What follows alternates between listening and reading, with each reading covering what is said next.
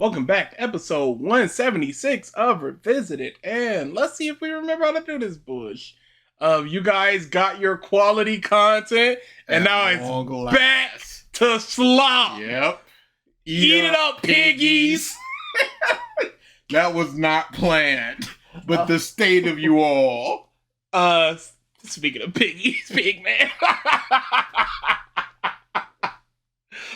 Somebody was just like, "Oh, Ark so bad." Somebody made a 5-hour video, and I wanted to respond. Ain't even hit all of it. Ain't even.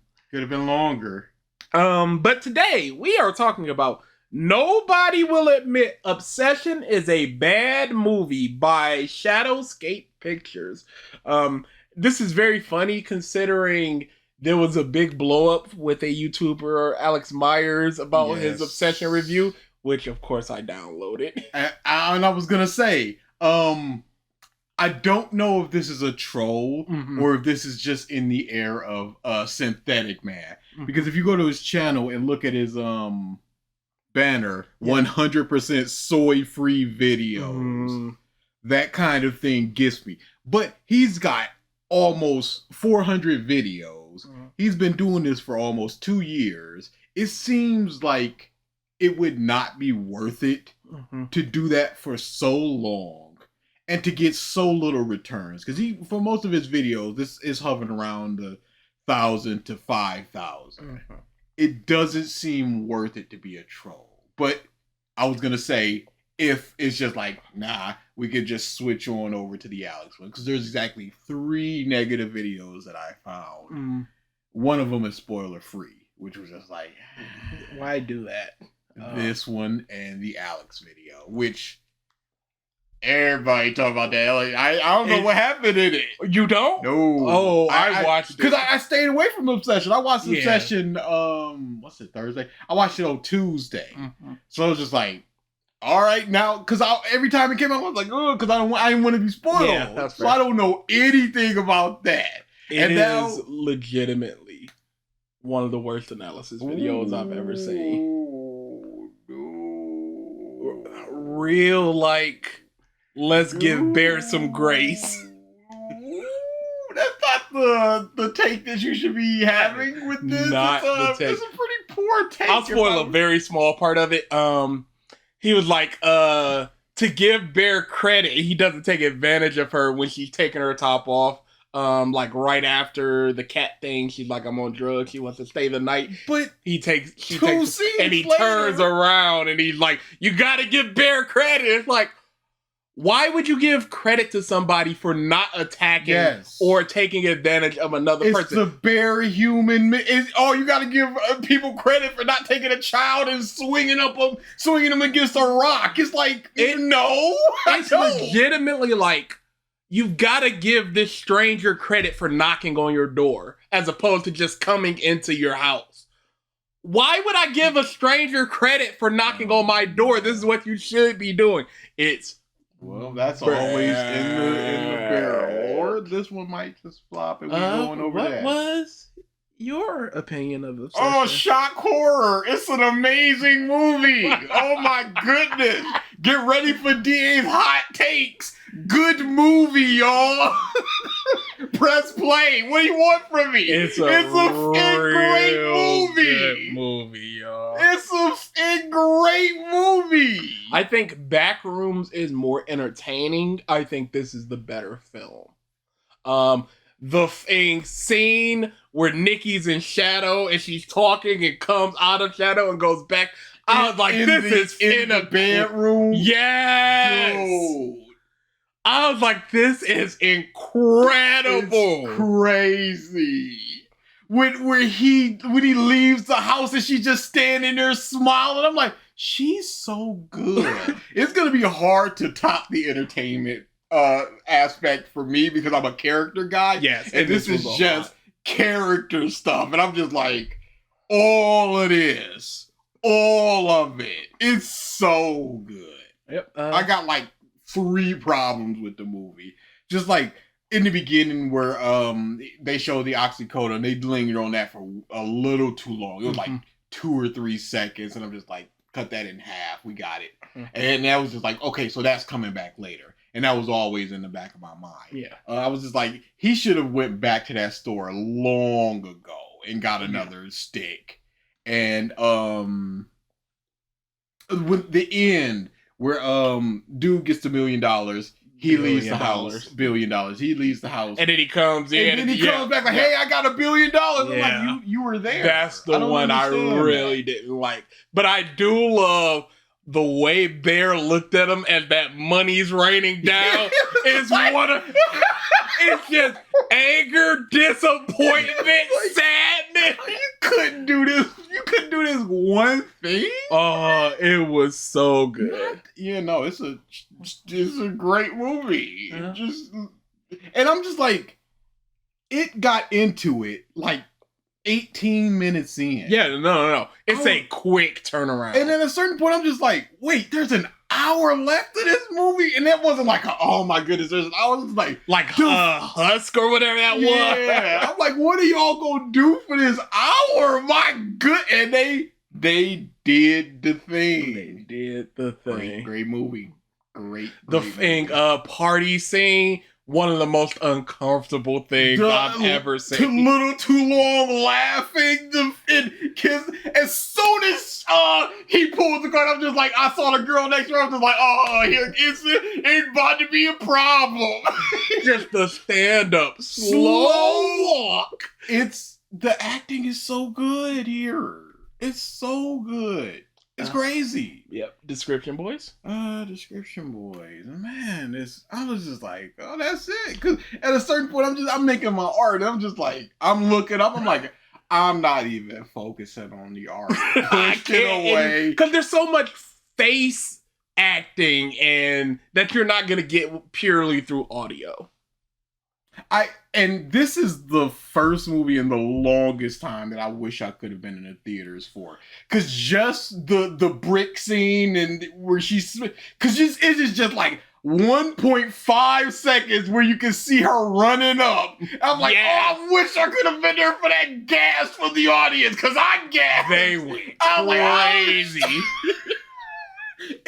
I'm like, okay, they're far enough away that it won't be a problem. Boom! I'm like, oh, dude, I wish I could have been in the theaters for that. That would have been, man. Curry Barker's Obsession had all the hype and none of the substance. YouTubers keep making movies and keep proving that they shouldn't. This is a 100 hour and 10 minute 100 hour. My goodness. 111. I am very tired. Still recovering. 110 minute skit with $1 million budget. If you loved it, that's fine. If you didn't, welcome to the club. I don't think the problem is YouTubers making movies, because the same could be said for some film student that directs their first film coming out of college. It could be said for a 20-year vet. You make good movies, you make bad movies. It is what it is. This is amazing. I heard Iron Lung was okay, and Shelby Oaks is pretty good, like you said. You said it was pretty good. Don't some good don't say that 7 out of 10, boy. It was Dr. Dre. Shut up. Yeah. Have not done this in a while, so yep, let us get into it. YouTubers keep making movies and they keep proving they probably shouldn't. Obsession is not as good as people claim it to be. This was absolute trash in so many ways. It's hard to understand if this is satire or not. He's been doing the cadence is so satirical. First video he was like this. Like I said, he might just be a fan of Synthetic Man and just going, that's fair. Yes. Oh no, don't do that! Shut up, bitch! It's crazy to say that because that scene where it was just like, did you lie about your dad dying? No. It's just, yes. Dude. It's just the acting. I'm a character guy, and acting and good acting gets me. I like supporting indie films, but there was way too many moments that took me right out of the damn film, and I was just waiting for the credits to roll. I would say I would have wished to like it, but Curry Barker's One Wish Willow Stick didn't work on me. This film is the result of a simdemic and chicks going fully bananas on BPD. Bear the simp wants to be in a relationship with his friend Nikki more than anything, and his buddy Ian tries to help him with it. Bear finally gets the chance to say how he feels about Nikki and screws it up, only for him to use this One Wish Willow Stick he bought for her because that's what simping does to dudes. And he What part of that was the simping? wishes Nikki would love him more than anyone else. And this is where she goes full bananas! Curry Cuckers here making a 110-minute skit is absolutely Of course. wild. I was very nice with my Iron Lung review and it still got shit on, so I'm just leaning into this cause why the fuck not? The negatives is, damn, this could have been Curry Cucker's next weird ass skits he likes to do. The way the shot You've already said that. I don't know how long his skits typically are, but I don't think you can fit this as satisfyingly into a short form video, strictly because it requires a lot of the Build up, the setup. the devolving of Nikki from Nikki to the entity that has taken her over. Him going, it's fine. Actually, it's not fine. Oh, it's super bad, but it might be fine, though. Yes. I will accept the bad because I still get Nikki. Oh, wait, no, this is super duper but bad. It must be stopped. You need all of that. are framed look like a higher budget skit him and his butt buddy Cooper do. I've not really been a fan of their skits. The odd one was funny here and there, but for the most part, I think me and him have very different styles of comedy. The cinematography is decent, but Is your there's truly style nothing of comedy just saying butt buddy? And Cuck. I don't know who the director is because I've never seen any of their content. It does not matter to me what they produced beforehand. They produced a film here and now that I believe is of quality. Why should I care where they came from? What about the skits? It doesn't inform anything about this. The cinematography is decent, but there's truly nothing outstanding about it. It's pretty basic at best. There's nothing very unique besides You just basically said those words. There is generic, it's not unique. There's nothing that stands out about it. You don't need to say all of that. maybe the last shot of the film. And I'm jumping into spoilers, so pucker up your booty hole for this shit. There's a lot of things that make absolutely no sense in this film, like how the cat opening the damn bottle of pills at the beginning was already highly unlikely, and that cat got the bye-bye turn it off. If you knock over a pill bottle, it can open. Kid is being a dildo! But obviously many people let that shit slide because hyping and glazing a film seems to be the only thing people do these days. And I laugh my ass when Bear cries about his cat dying. I don't know why, maybe just the way it was presented was funny, and him crying like a bitch on his damn bed. I'm like, damn, this dude. Was him. This is coming after his grandma died. This is a pet that he loved. As far as we know, this is the last of his family. Because we don't hear anything about his parents. We don't hear anything about an aunt, cousins, brothers, sisters.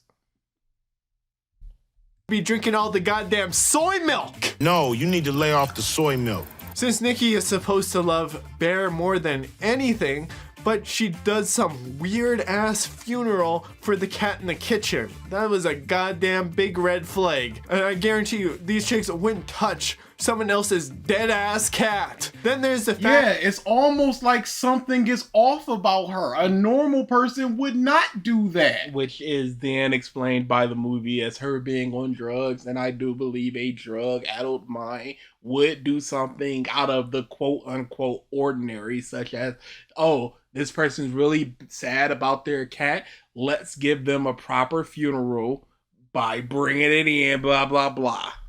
Of her cooking the cat and putting it in his damn sandwich. Meow meow, nigga. Like, what the shit is this? That shit made me laugh so hard. Like, what is this bitch doing? She just likes doing weird ass shit? Nasty bitch. Yes, that's the point. You could see it as, she put that in there. That's something that he loved, and he is, she's given that to him in this kind of way. You could see that as that. Maybe or to say he's a goddamn pussy or weird things.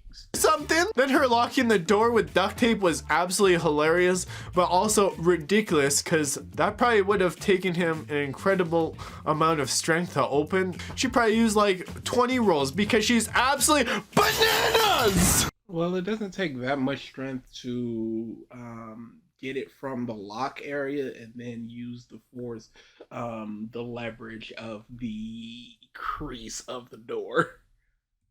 I don't like his cadence. It's crazy. I really don't like his cadence. It seemed like Nikki Soul was trapped while something took over her as she would try to be creepy watching Bear in the damn corner of the bedroom. And he's like, I'm okay with this. He's okay with it. No, he wasn't okay with it. He was super not okay with it. He was tolerating it at best, but because he still got tries Nikki to sneak out of the bed. He was not okay with it. He all that stuff you just showed a scene where him going, oh my goodness. But again, the desire for Nikki superseded all of the misgivings there because he's a terrible person. And they got a good, at least couple weeks together where there was nothing odd going on. So this could just be seen as just like some erratic behavior. Maybe she's back on the drugs. He's a goddamn simp! And of course she's gotta walk backwards for the sake of just being creepy and smiling her damn ass off.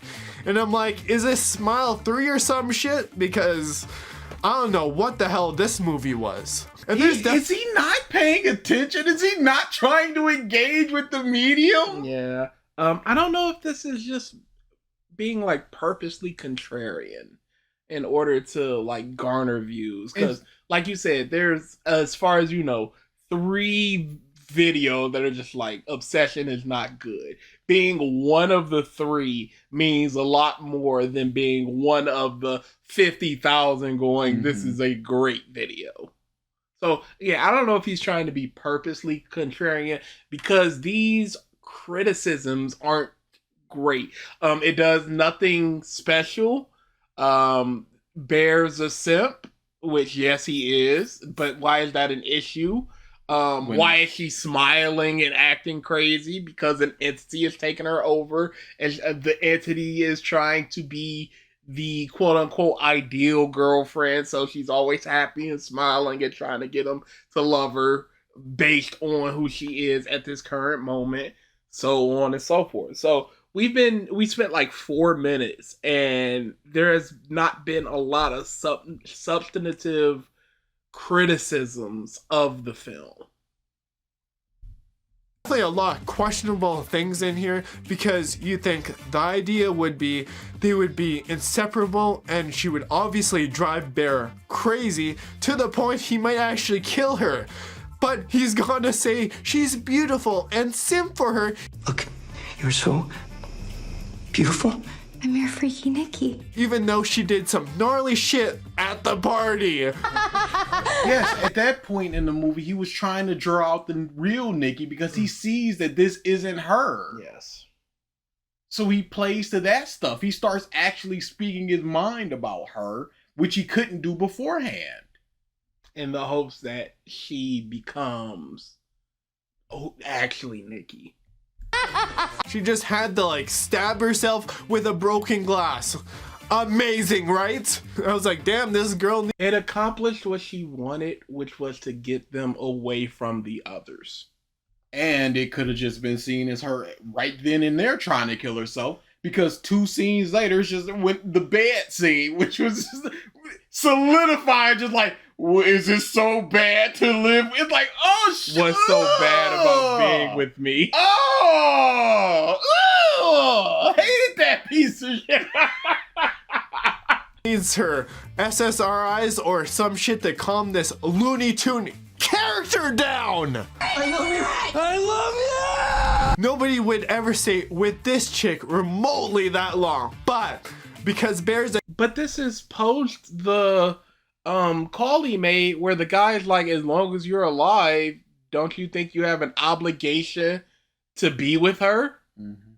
And it's like the friend said, 7 years long of liking her, and he's finally getting this. the goddamn sim, he's gonna stick with her. When BPD girl Nikki here comes out of being Nikki and goes into Freaky Nikki. it kind of just threw me off here and there. It basically took me out of the film every single time. She would act absolutely loony as shit, and then she'd come back. Why did it take you out of the film? And that happened 3 times. In the first scene, in the bed, at the party, at the end, in the bed again. But there's quite a few scenes with Nikki just being like this and not going back. But that adds to it of just like, oh, she's trying to fight this. How are you getting? Let's hopefully see how he. Yeah, bruh. Back to being herself, and then she'd just jump back to being a Freaky Nikki. The pacing was very off. It dragged quite a bit, and this could have been edited. What dragged about it?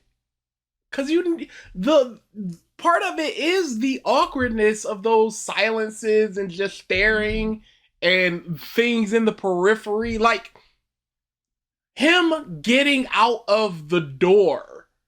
Why would you cut that by like 10 more seconds, 5 to 10 more seconds?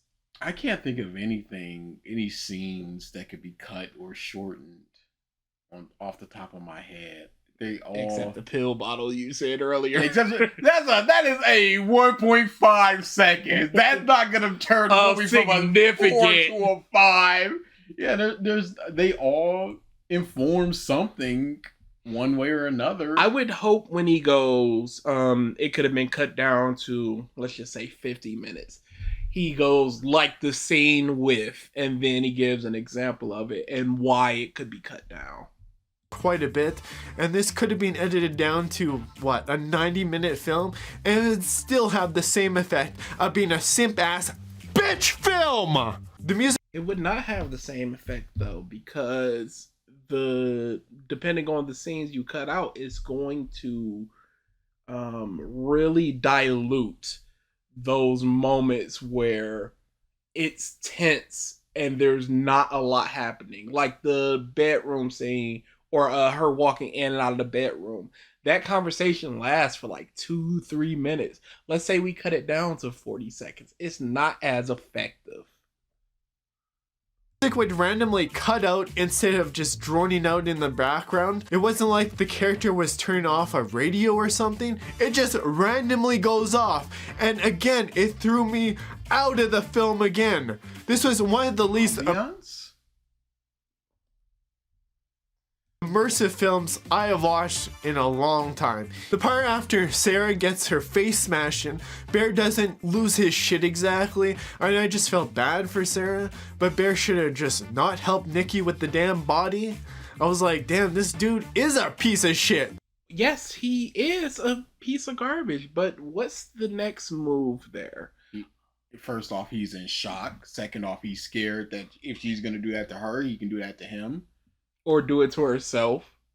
Plus, they're both now implicated in a murder. And he does freak out when he opens the letter and is just crying. and screaming. And at that point, it would have made sense for Nikki to knock Bear out. That scene of her in the door and she is heavily in shadow. And there's like pin pricks for eyes. There are like 2-3 shots where she's just in the shadow, where she just grabs the knife and just goes on that long diatribe of her life slinking away. And she's just oh, it's so good. And at that point, it would have made sense for Nikki to knock Bear out or something and strap him to a chair so he would just stay in one spot so she could love him forever. But no, But she doesn't want that type of love. Yeah. She wants him to love her as opposed to a forced type of thing. That's why she's being manipulative by jabbing herself or crying or yelling and that type of stuff. It's just like, no, I do love you. I do care about you. We are having a nice dinner, so on and so forth.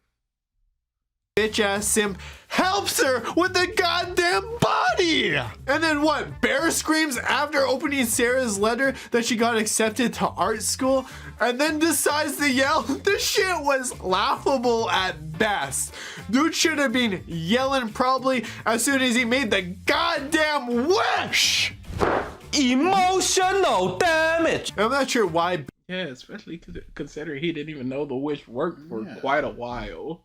Bear would go see his friend Ian. He was just a piece of crap. Especially when Bear gives the wishing stick and Ian wishes to get a billion. He was very supportive throughout the whole movie. It can't be seen that he's a piece of crap if he was sleeping with Nikki and he knew his friend liked her and he still just continued with that consortium. But as far as the encouragement aspects of it and that type of support, no, he was in there. Still a piece of but not a piece of in the way you're trying to frame it as. On the second watch, him going, maybe you should wait to talk to Nikki. That could be seen as, hey, I got a good thing going here. I was actually talking to someone about this where Bear and Nikki are at the bar and they're just talking. And it seemed like a great opportunity for him to express his feeling. And it seemed like he's even leading towards there. And then Ian comes in and stops that. Mm-hmm. The wishing stick and Ian wishes to get $1 billion and he's supposed to help Bear. I was like, damn, this dude was Why would he help Bear when they're yelling at each other? Yeah, and he didn't believe him about this dumb wishing stick. piece of shit to begin with. The entire ending where everything goes to shit, Bear should have just killed off Nikki, especially after Ian got the— No, but Bear's a coward. Yeah. And that's a huge aspect of his character when she literally just asks him straight up, do you like me? And he goes, no, we're good friends and whatever. That's cowardice. That's why he would never be able to kill her. That's why he would never be able to run away. That's why he would never be able, he barely was able to kill himself. And the reason, you can see the reason why he chose to kill himself instead of killing her is just like, I got her into this situation. It wouldn't be fair for me to just kill her and just be like, all right, hands off, rip you. I'm going on with my life. No, but in the same way, he was cruelish because he just died and left her with the bodies everywhere. That is, and 6 of 1. It's not even like she gets the $1 billion because once you die, your wish goes away. The director said that the $1 billion is still there. Even still, how is she gonna collect? He also said that she is going to jail. Yes! Because that is just 3 dead bodies there. You got blood everywhere. You stole the gun. You're on camera stealing the gun. Fingerprints on the gun. You're done for. Yeah, no. So like, even with him killing himself, it still condemns her to a life that he caused. Bye-bye, turn it off. And that was his moment to really clean up the damn mess. And everyone's saying that Bear was the villain. That's not really the case. Oh, No, he was. No, absolutely. He's just taking away her bodily autonomy of going, you don't get a choice in this. I wish that she loved me most in the world. Even at that aspect, you can go, this is just a stupid thing. He doesn't believe the wish happened. Once he goes, it's the dinner scene, even before then, I'd say he's acting villainous where she's like, I was on drugs, and he's still like, this person is on drugs. She has never acted this way towards me before. She has never shown interest. But I will still take advantage of the situation, even with her being on drugs. You kiss me. A drug-filled person, it's still not consent. But I would, even if you want to ignore that aspect, once the dinner happens and he goes, like, do you love me more than anything else in the world? And she's like, yes. He recognizes it, and then he sleeps with her. Yeah. There is no question after that fact. He now knows. He's talking to regular Nikki. He's hearing her screams on the phone. She's saying, kill me. She's like, Bear, I've never been with you. That's not me. Be quiet, because she will hear. He had just said something that I wanted to touch on. And everyone's saying that Bear was the... Oh, that's what I wanted to say. You can say that the entity in Nikki was the antagonist, but Bear was the villain. Yes. He's straight up not a good person. Frame one. And it really recontextualizes that earlier stuff where it's seeming like he's a good friend because he's going to replace her necklace and he's trying to be there for her and all this Driving stuff. her home. Yes. When was he actually being a friend, or was he trying to get brownie points and just like, oh, Bear, that type of stuff? Because once he has the opportunity to have her, even if it's not her, he's all in there. They have that dinner scene, and they're nigga like, I've never asked you what you wanted to do. Like, what do you want to do? And he there's no thought in his head like, do I know her? Does she know me? No, he knows the Nikki that he sees. The idealized. And he wants that person. He's terrible. He's so terrible. Much so there's just like, you don't get a choice in this matter. If I get one wish, you do the things that I want to do. Even when he calls the person, he's like, I want to terminate my wish. He's like, well, do that.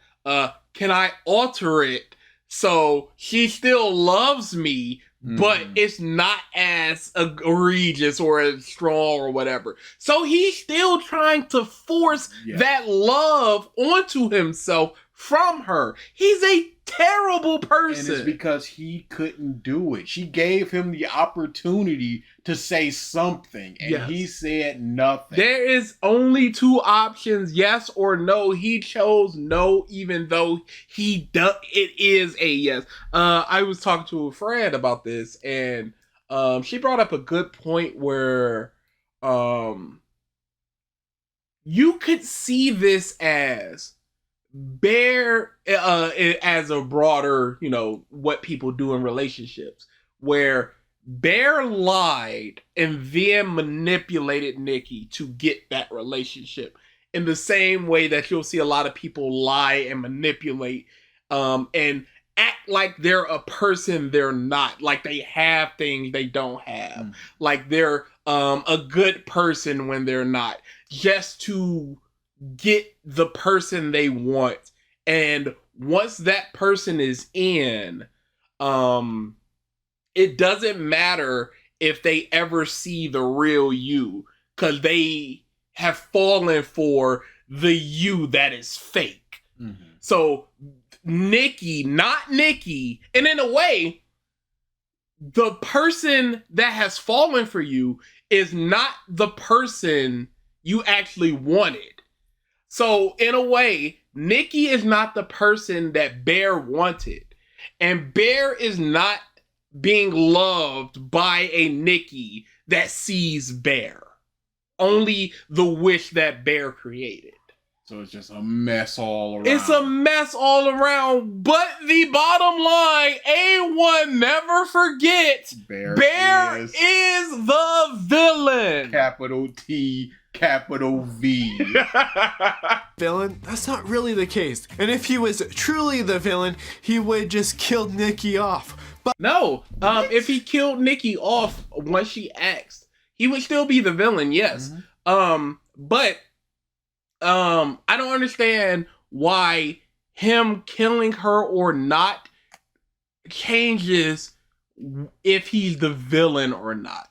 Is murder the only thing that allows a person to be villainous? Because up until Nikki kills Sarah, who is the villain of the movie? Once the entity in Nikki has killed 3 people, is Nikki the villain? Is Bear the villain? Again, the entity is the antagonist. This is essentially him going, hey, I pushed you into the quicksand, but I cut off your head before you could actually drown in the quicksand. Yes. But so I gave you put them into the situation. Yes. No matter the mercy that was put upon them, you still did it. He's too much of a beta bitch simp that he didn't do that. Even though Nikki's true soul did not like Bear at all. But Freaky Nikki. It's hard to say. Well, she was definitely leaning him away from her when in the car ride. She's like, Sarah likes you. And she might have an inkling that he does like her, and she just doesn't see him that way.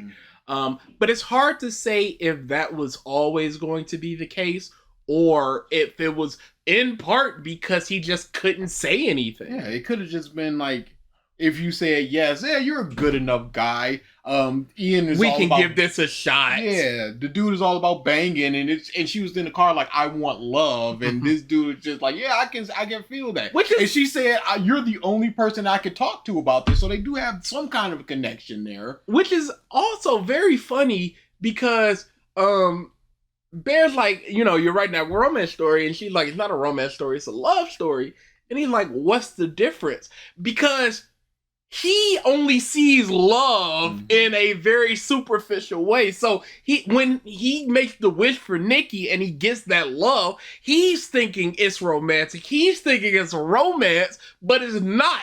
He's just being showered with love. Because the romantic thing would have been to just give her a necklace. But he chose the love option. There's so much in this movie. That's a very good movie. Really did. But at that point, since she did all that shit, he might as well just gave her the bye-bye, turn it off. And there you go. It's a happy-ass ending.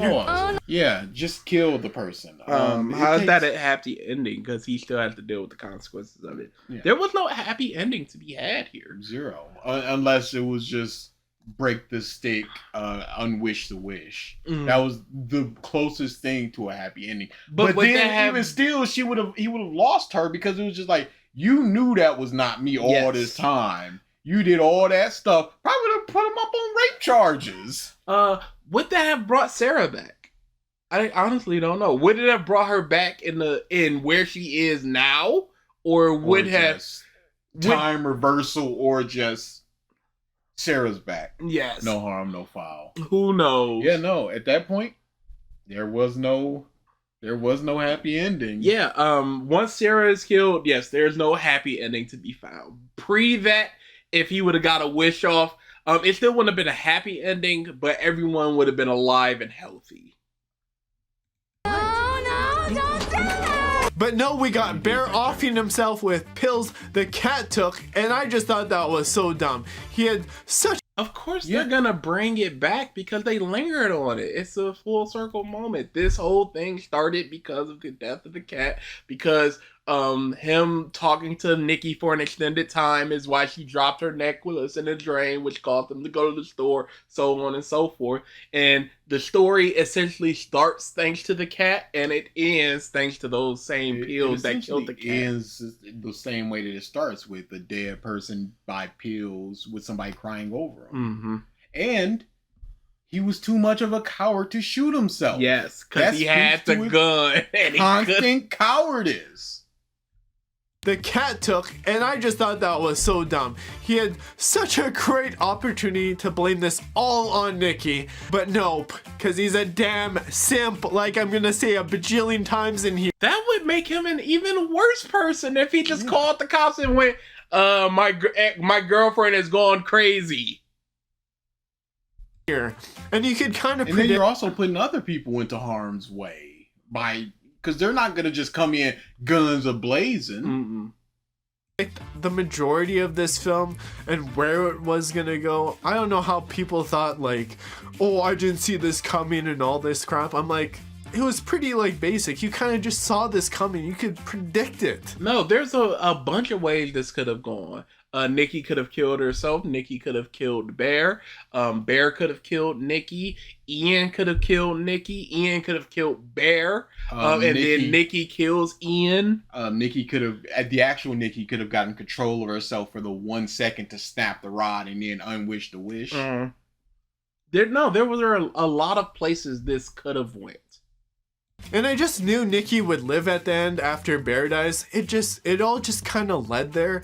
And then they set it up. So it is a possibility that this is going to happen where as long as you're alive, this wish is going to be active. So the only way to truly free Nikki is have somebody else do the wish or for you to die. So it was set up like that. It's not like, I saw this coming. They said this.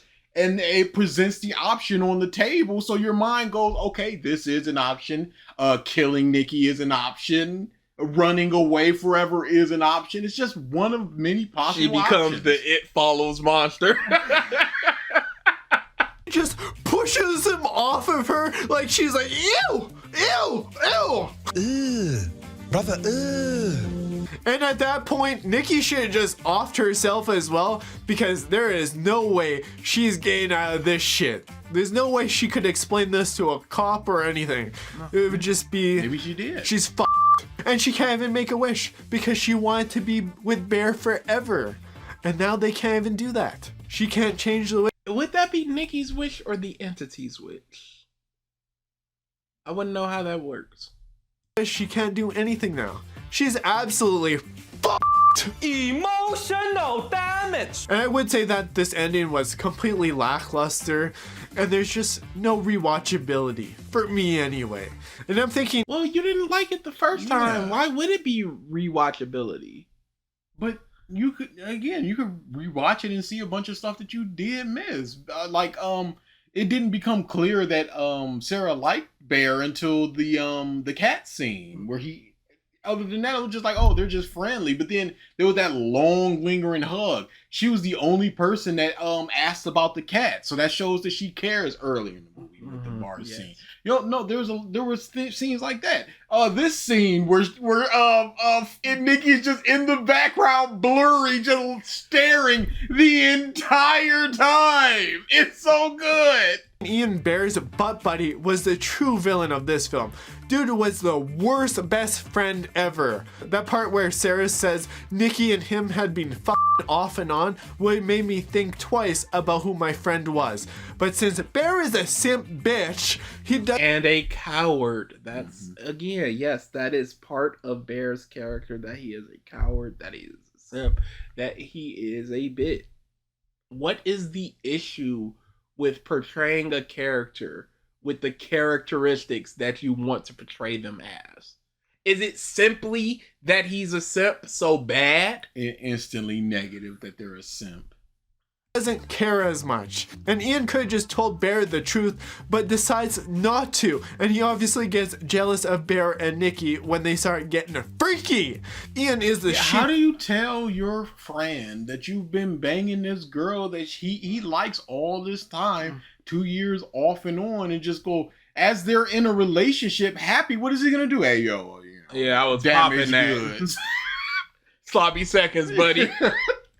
friend ever, and he deserved to get shot after he got his $1 billion for being a complete dumbass. And it's funny because Ian, played by Curry's butt buddy here, Cooper, plays a similar character in all their skits, so you know it makes sense. And that's why I would say this honestly would have made a better short film overall. Sure about that, man? Sure about that?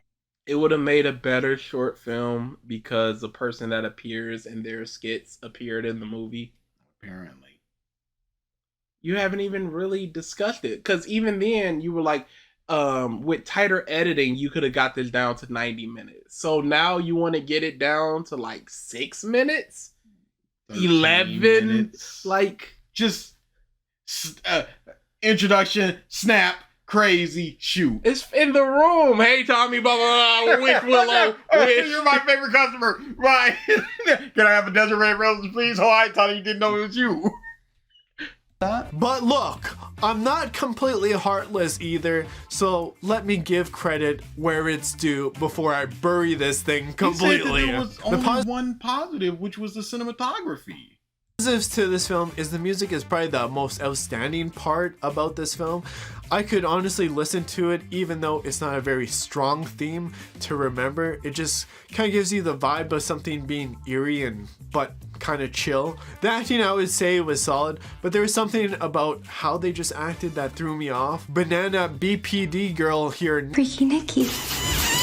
was just trying too hard. I know a lot of people said they loved her No. What's a performance that's over the top that you think wasn't trying too hard? How could she play this down? The whole thing, her doing this up to 15 was him just going, oh, there's nothing wrong with this. Go right back to banging her like it's nothing. She doing all this and he's just like, there might be some way to make it work. If you play it more subtly, it's just like, okay, you can see her just going, no, no, no. Mm-hmm. Just being sad and despondent and just repeating herself a lot. And you just go, all right, yeah, maybe, she might have had some trauma or something. But when she's yelling full throat in the middle of the restaurant. His only option is to go, no, we're cool, and to calm it down and to not inquire further into this line of thinking, because he should have been grilling her, but after that thing, it's just like, all right, let me stop before she goes off again. So you need to have her playing all of that performance and shit, but let's be honest, chicks be crazy all the time, so I'm not really surprised this chick could act goddamn crazy. But what about women that can't act, like Gal Gadot? What about Sarah, who's perfectly normal in this movie? Is anybody really surprised about that? I don't think so. I think a lot of chicks could act absolutely bananas! Oh no, don't do that! Look at the tears in her eye as she's doing that smile and still escalating the voice. Oh no! Her face is like we're having a nice dinner as she's screaming, ruining the nice dinner. When Sarah gets her face smashed in, I thought that was awesome. I didn't think it was scary. It was kind of predictable, but I didn't quite expect her to get killed off that quick. And honestly, Sarah... So it was expected, but also unexpected? I was like 3/4 into the movie. Yeah. There's basically like 2 scenes after this. Sarah didn't deserve any of this. She was probably the most innocent character in this film. But shit... No, she was potentially Nikki was also innocent. You know what? I'll even say Nikki was innocent. Oh yeah, what the This is 127 into the film, and it's a 148 runtime. What are you talking about? Yeah, it's pretty quick when you think about it. It wasn't even like the death was quick. She just getting her head smashed for like 90 seconds. What are you talking about? These chicks gotta say something if they like a dude. Or at least make it. No, because we also see the dude that couldn't say anything to the woman. And it's very much that Sarah knows he likes in Nikki. Mm-hmm. So she might not be thinking she got a chance right now. That's why she's talking about Ian and Nikki to try to like drive a wedge through that. And dropping hints in the car, just like, you know, I was next to you. That could just be seen like, yeah, I might be about to go off, so this could be our last time. Yeah. To actually, she's doing the thing that he was not able to do in the beginning of the movie. Yes. She's putting her feelings out there, whereas he could not. Even more obvious than what it is, should have just came out and fucking said it. She should have just grown some balls, because every chick these days has a Excuse me, it's ma'am. It is ma'am. and obviously Bear Boy's got a fucking man. Transphobia at the 0 hour. So soon into the video? Gina! There were a few funny things when Bear looks up if the One Wish Willow stick worked, where I think someone's mom was ugly and then she turned gorgeous. Like, that shit made me laugh. There were like a few funny moments, but honestly, I was just mostly cringing at it. And Curry Cuckers could have at least added way more comedy, but obviously it was trying. It's not a comedy movie. It's not that type of movie. It's not even a black horror comedy like Ready or Not or Bride of Chucky or something. To pull off something a little more serious, but to me, it just became laughable at best. No, no. You keep saying it's laughable at best, but you haven't really expressed what was laughable about the attempt at the movie, at the way it was shot, the way it was acted. Just like, women be crazy, and so I'm not gonna praise her. Simp bit, and I was like, that doesn't really tell me anything. Oh, no. Look, you're so beautiful. I'm your freaky Nikki. Shut up, bitch. So you might as well just leaned more into the comedy. And my advice, just don't have chicks as friends. But you said that it was cringe. So you want more of that cringe? You said you didn't like his short films, which presumably have a lot of comedies, which you don't find funny. Mm-hmm. So you want the thing that you don't like and over the thing that you don't like? It doesn't make sense. And my advice, just don't have chicks as friends. They're pretty well useless and looking to use you like Nikki. Nikki wasn't trying to use no, him. not at all. The best that you could say is a ride home, but $15 Uber, I don't... Yeah, even then, she was like, I'm not going to the bar with y'all, you can drop me off, blah, blah, blah, and Bear offered that. She wasn't even like, take me home, Bear. Nikki was a piece of shit friend asking what? Use you like Nikki. Nikki was a piece of shit friend asking for rides and money. She did not ask for that ride. Categorically, provably, Bear volunteered for the ride. And even if she did, a piece of for asking for a ride from her friend. Your friend has a car. You go, can I get a ride home? They go, sure. That's not being used, and you're not a piece of. You have the opportunity to say no. Sorry, can't. Gotta go do this. Okay, you guys drop me off home, or I'll catch an Uber or something. Use you like Nikki. Nikki was a piece of shit friend asking for rides and money, and the best way to money? Never asked for money. Yeah, no.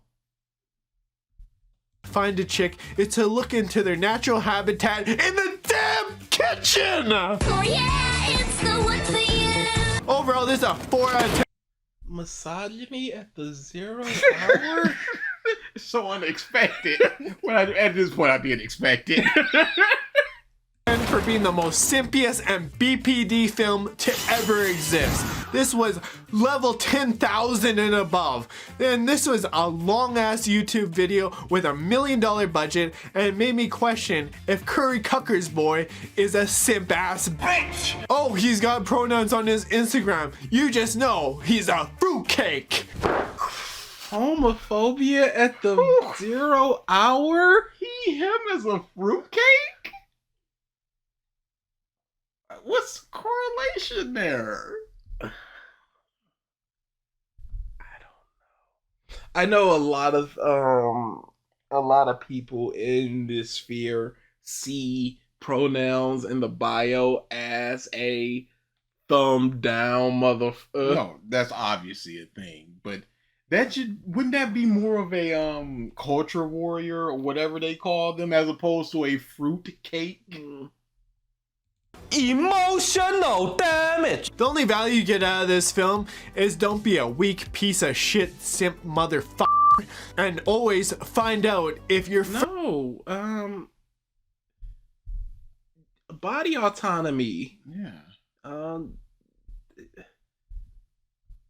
friends are loyal to you, and also leave them psychotic bitches with a BPD. And if you're friends with a chick, she's probably using you instead of wanting to sleep with you. And I don't know if that was This guy.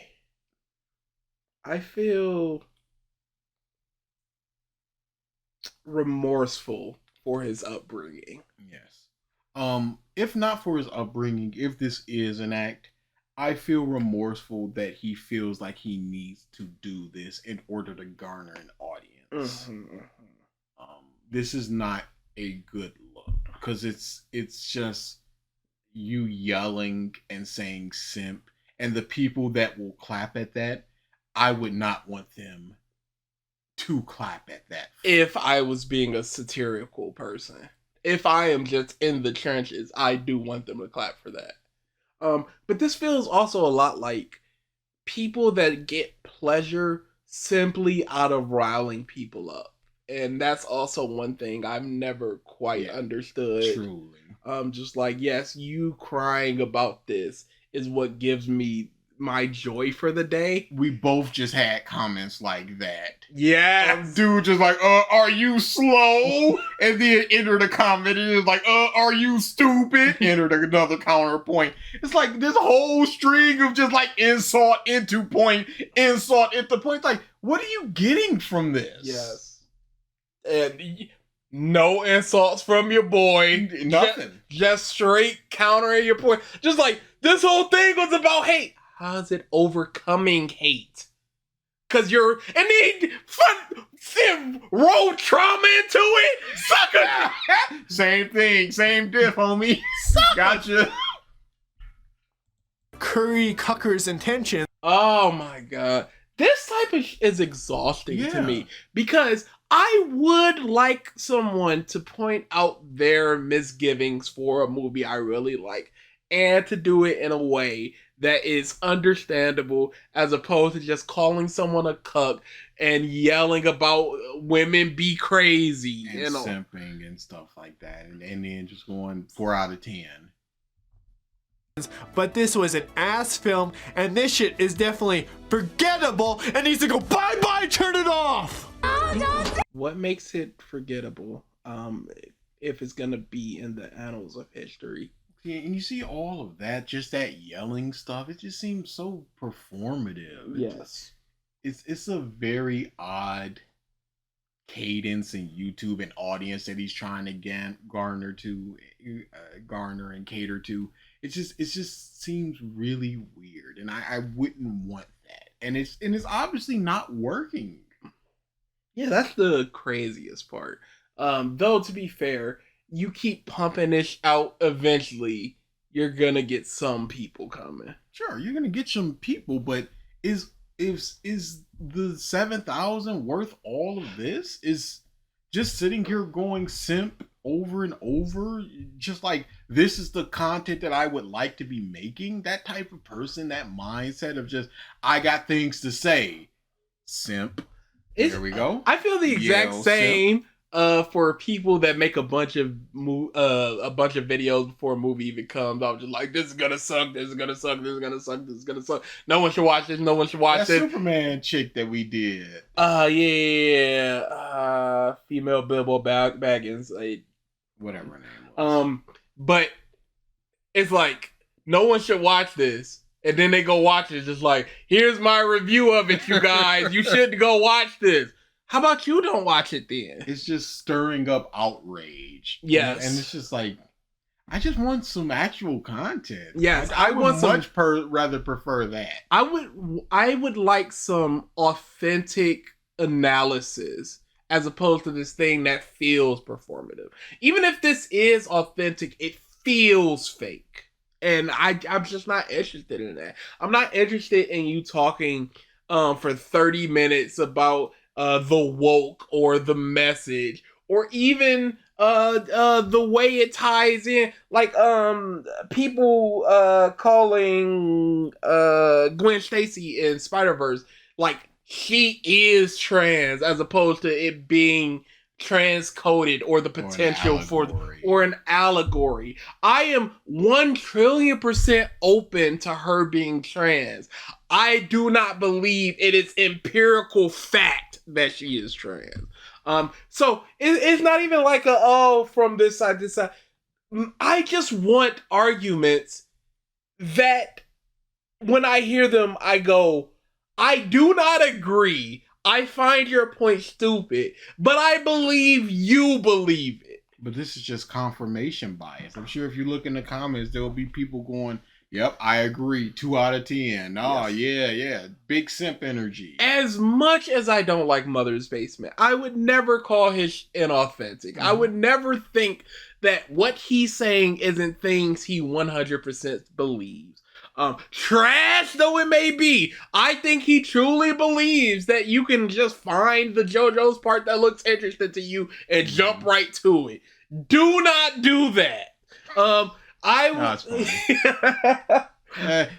Part 2, episode 13. Yeah, I'll watch that first, and then I'll hop on over to part 5, episode 30. What's the problem? Shut up, bitch! Call 1-900-9099-CRY and hear it for yourself. Not even a smile. It's just, and he talks about not being funny. It's crazy. You can't say it's not funny and then produce things like this. Which you will cater to your audience who would like this, but you're not gonna get more people with all of this because it's just, you did the shut up bit like 3 times. You did that cat on the gate like 3 times. You did the obsession obsessors glazers no like 3 times. It's not, repetition is fine, but it's not. I feel the exact same way in that Fran Slop playing game where there was references to Jeffrey Epstein, like one of the pilot's names was Epstein.J or Epps.J. And I saw a lot of people in the comments just like, oh, y'all just mad because this is fun and this is funny. What is funny simply about someone being named Jeffrey Epstein? And that's what I feel like this video is a lot of. It is just chicks be crazy. They deserve to be in the kitchen. Bugga, bugga, bugga.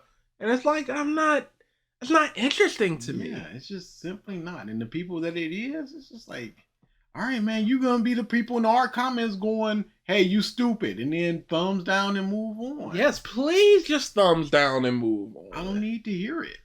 I don't want to have a conversation. Like that Jimbei one that happened recently. I don't know if you saw that. It was for the shortened revisited I was doing at the very, very beginning.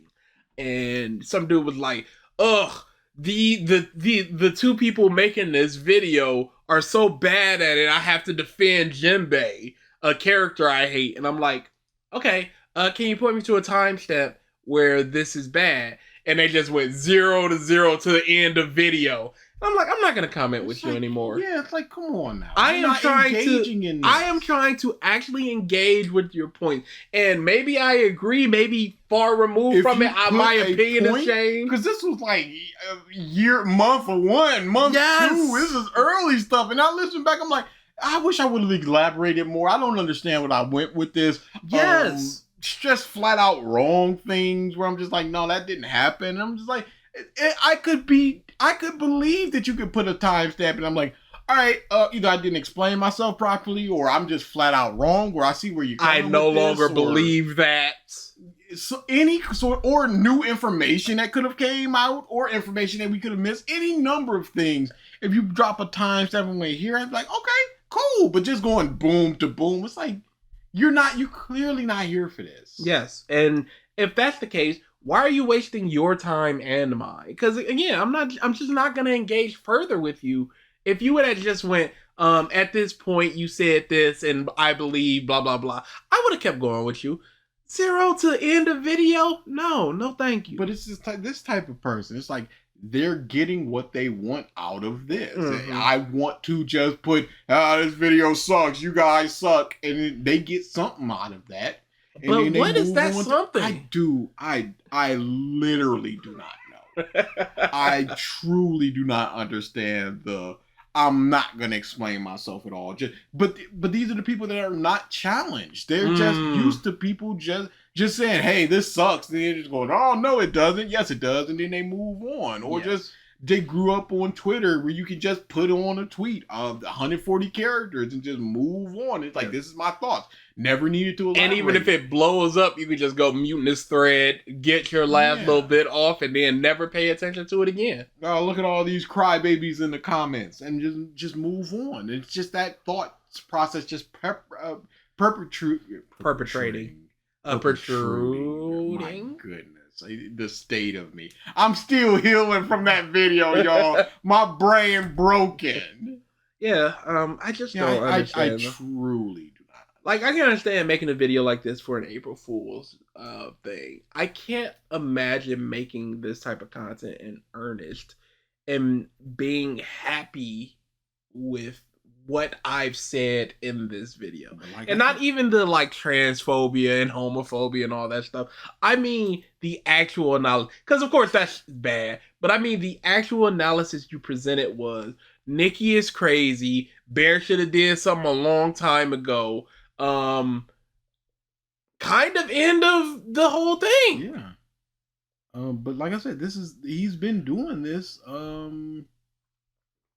Yeah, Ironheart is racist. Explained. You like criminals that are extremely wokey. Hi, this is Shadowscape Pictures, and this is the review for those depressing first 3 episodes of this trash show. Before I start on this show, how do you know the if show the is cast was trash if race it's not the swapped, entirety? It would still be a heaping piece of crap. That is one thing. Apparently is this AI, and why do we need to see this dragon fruit cake again? Just more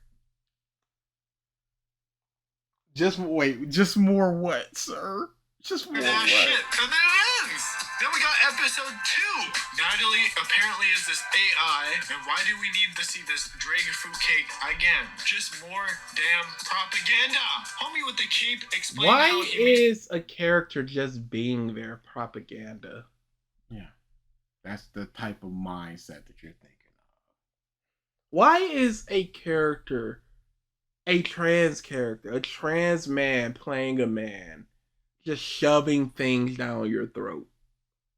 It's just a talk. It's woke. It's a talking point. It's so annoying, dude. Instantly just, I'm done. Please engage with the media property itself. I don't need the meta of the media. I just want you to analyze the media. Good, bad, what have you. I don't need, this character is historically black, but in this one they're Latino. I don't care. It's so funny to me that people are like, I want the best possible person to do this job. But then it's like, but they also gotta look like I believe they should look. Can we check out a little bit of the other spoiler-free review? Sure. It's by the Spook House Podcast. I didn't check to see. Spook! I don't want you here, Spook! I didn't check to see if you had a spoiler review. Probably should have done that.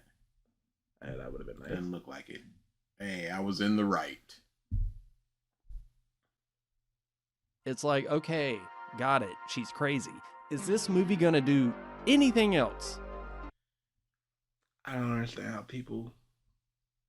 This is such a reductionist way of looking at the film. Would you want her to start flying? Other than repeat this same shtick over and over. It's about her being crazy. Yes. This would be like, is a Jackie Chan movie just gonna have another fight? Like, Yes, there's gonna be a lot of fighting in the action martial arts film. I'm sorry. Oh, do people gotta keep running from the monster in what insert monster movie here? Yeah. Yes. Welcome back to the channel. Thanks for tuning in. Today I'm going to talk about Obsession. Y'all should be able to see this too. I was gonna say while you're doing that, a lot of pumpkins for May 2 months ago. Sure. Time is a flat circle for me. It was all just one long day while making that in video. Spoiler free. I'm sure you've already seen the trailer for this movie, so you're familiar with the concept. Our main character, Bear, he's kind of an awkward guy. He's desperately in love. Girl goes crazy. The end. I wish I were being hyperbolic by saying that, but... Okay, what was this reduction? Thought we were having a nice... Audibly, this movie was so hard to sit through. It was hard to sit through. Quite hard to sit through. It's very uncomfortable in a lot of places. But it's clear his version of it is Asta scream in Black Clover. Please clap. Oh my goodness. I thought we were having a nice day. I love you. I love you. I love you. I mean, you look at movies like The Monkey, where it's just loud chaos and blood on the screen and people lose their minds over it because they're like, hey, this is horror, right? Or the People didn't lose their mind over The Monkey. It was a fine movie. It was a Final Destination-esque comedy movie. Yeah, it was perfectly fine. I don't even think it did amazing at the box office. Like, I liked it, but like, I've never heard of it. Oh yeah, Maybe Stephen King thing. Oh, Stephen King. Yeah. Maybe I take a little look at that. Yeah, it's James fun. Wan's as well. I like him. Yeah, it's fun. Saw and whatnot. Yeah. 6 times his budget, 7 times his budget. That's fine. Yeah. It's good for a horror movie, but again, I don't think people lost their mind over it. I don't think The Long Walk did that. Average rating. Reviews are positive. Average rating of 6.7, which is pretty good. Cinema score was a C+. Like, no, it's just fine. And The Long Walk was rural blood. Yeah, did less than it with a bigger budget. Yeah, I'm shocked you didn't see The Monkey. I am too. Maybe I'll check that out now that I got some time. Do you know the rough premise? And you can watch it. same thing could be said with weapons for the most part. It's just a bunch of chaos. Weapons was not a bunch of chaos. No, it was a lot of slow moments. It was flipping between 4 different scenes. Perspectives. We didn't get the conclusion of any of them within their own little segment. That sort of doesn't make any sense. Whatever this subsection of horror is, I'm not a fan with. This feels, I don't want to say contrarian, but it feels a bit odd. Because if you're just looking at something like weapons and going, it's just pure chaos when we're spending literal minutes just watching kids run down the street until we eventually get the reasoning behind it.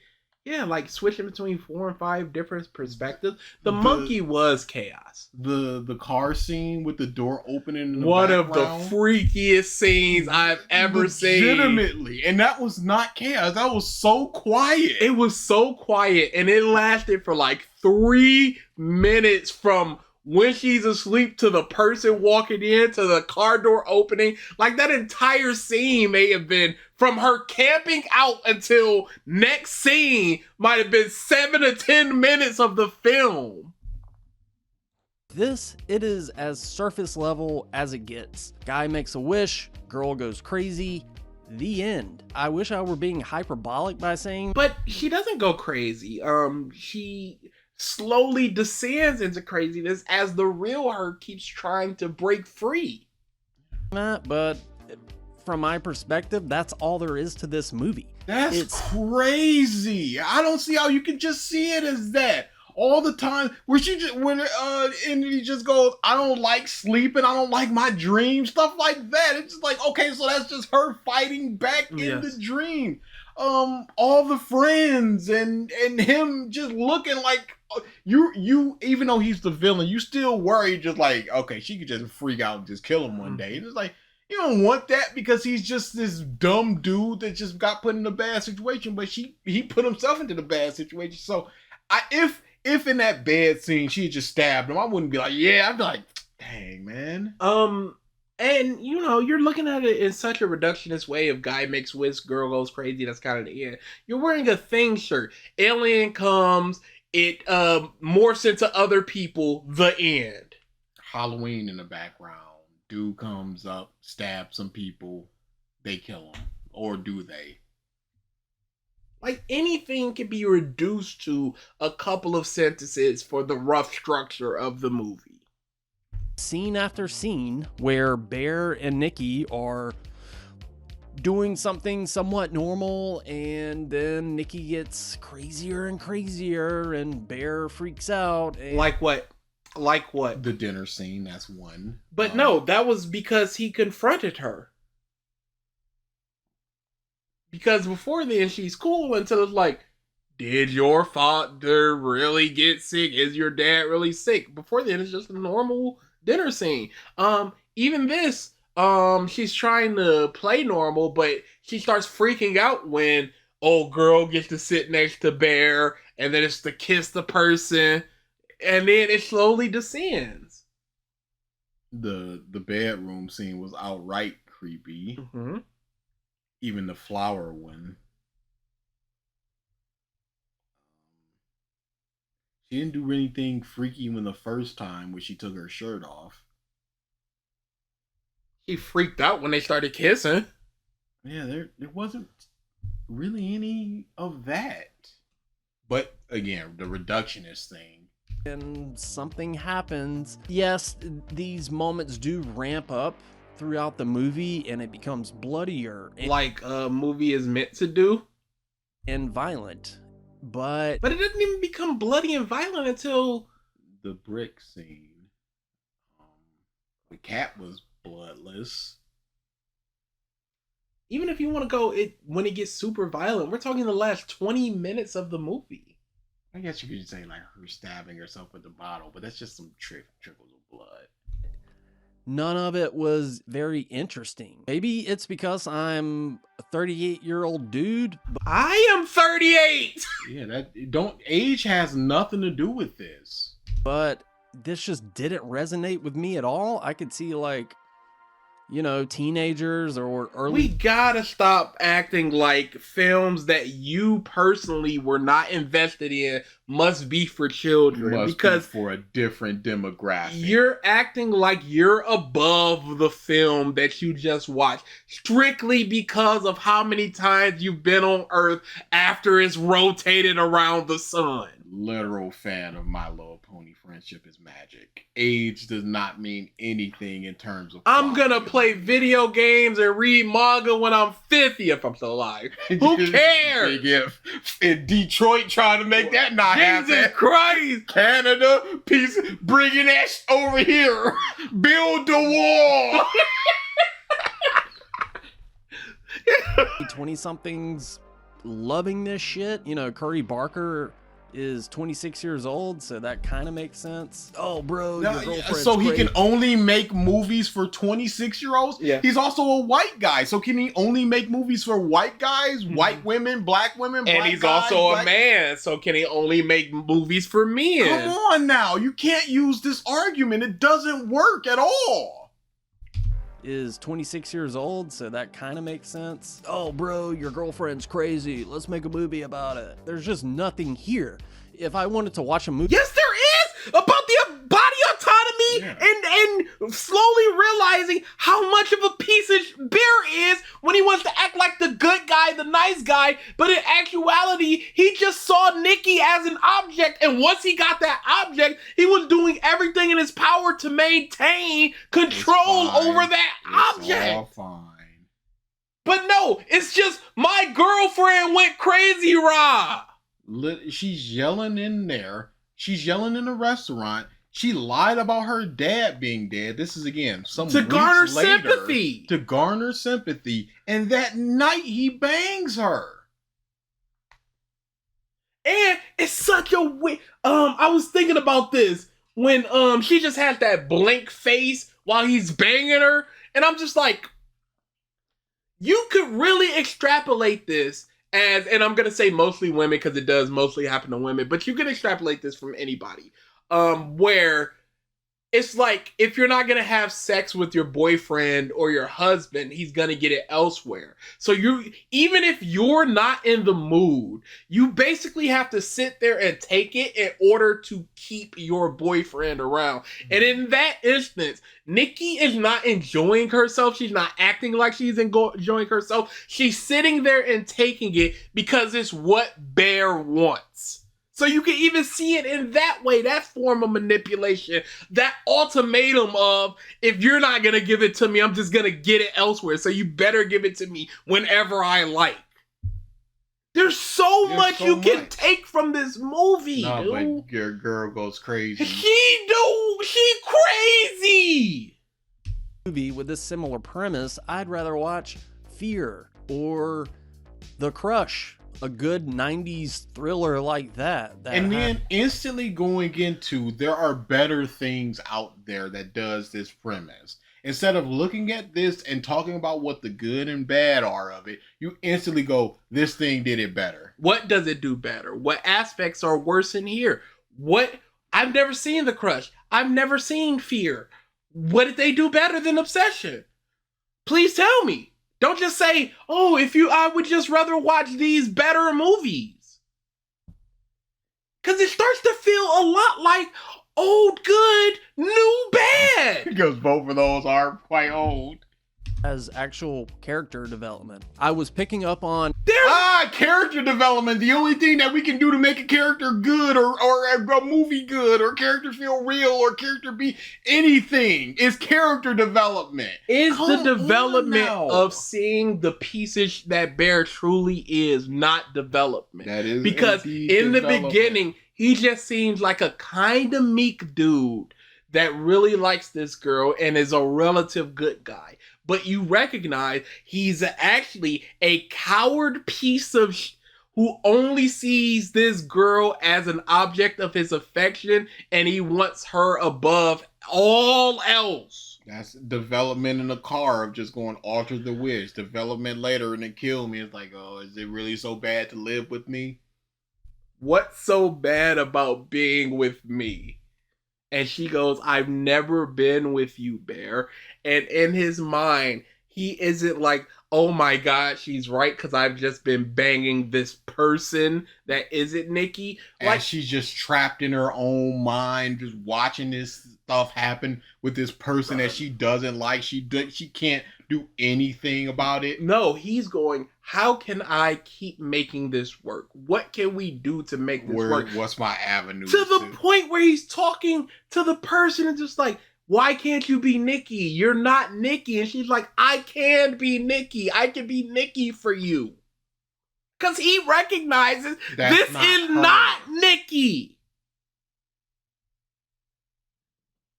But no, Crush from the 90s. But no character development. Have you considered?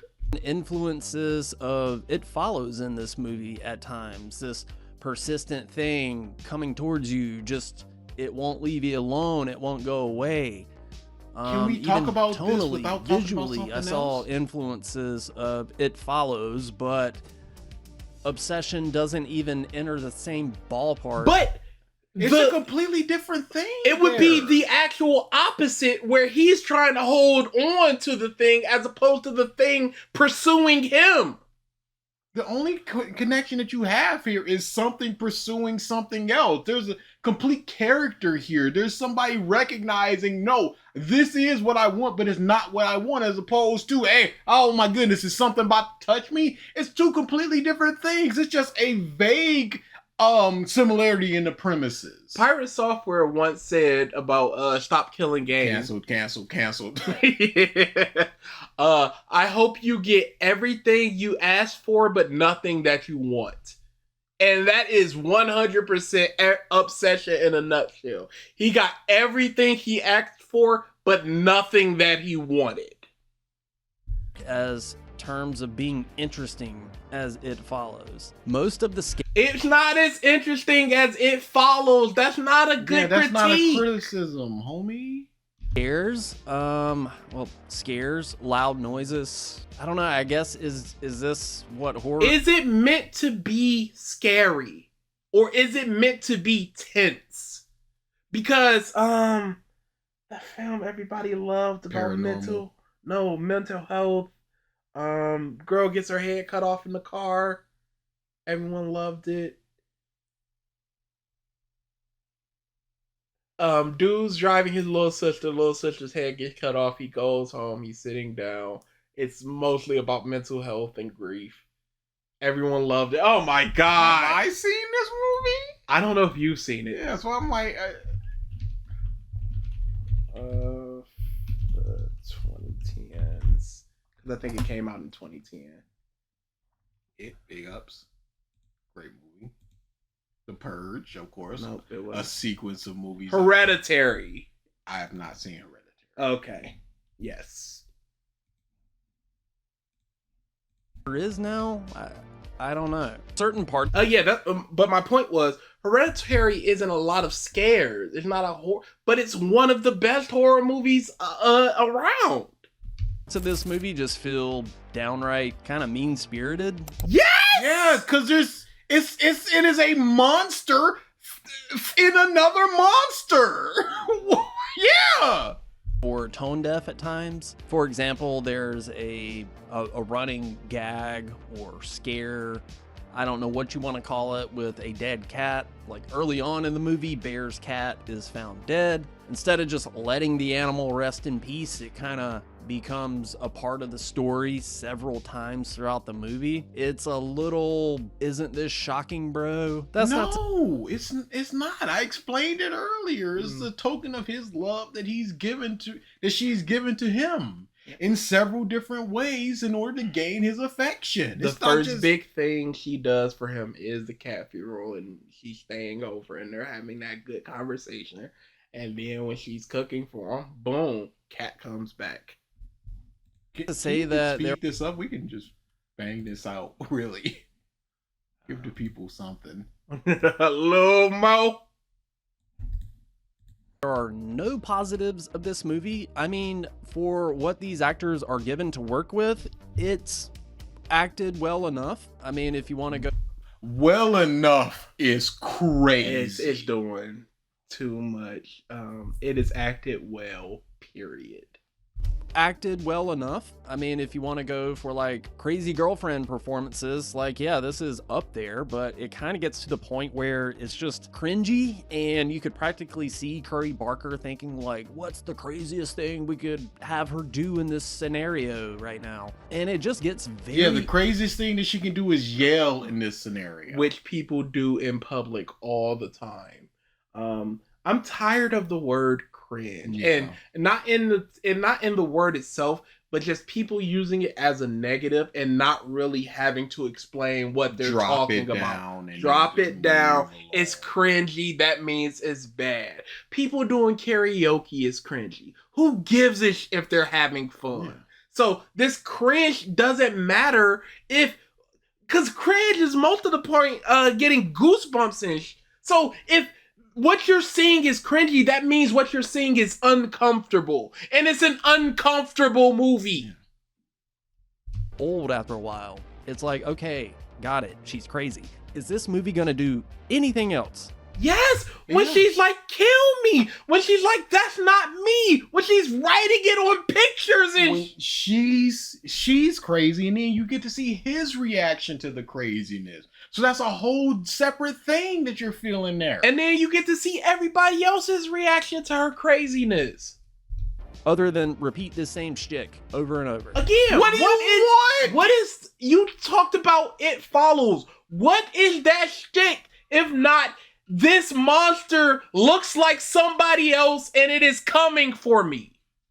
They do like 2 times where somebody's walking slowly in the background and it's just like, nope, just a normal person. And then right behind them, another person. Jump scare. I remember I had quite a few jump scares. I guess big tall guy in the hallway. That's fine. Good scene where he just comes through the pit door. But if we're talking about the negatives of, hey, jump scares bad, and you're praising this thing with jump scares, I hate to do the whataboutism, but it's just like, you gotta explain yourself if you're talking about it like that. It's only a whataboutism because he used It Follows as praise to deride this movie because it's not doing the It Follows formula or whatever. The exact same things. And it's like, well, I'm sorry, but what's the difference? My shirt smells of smoke.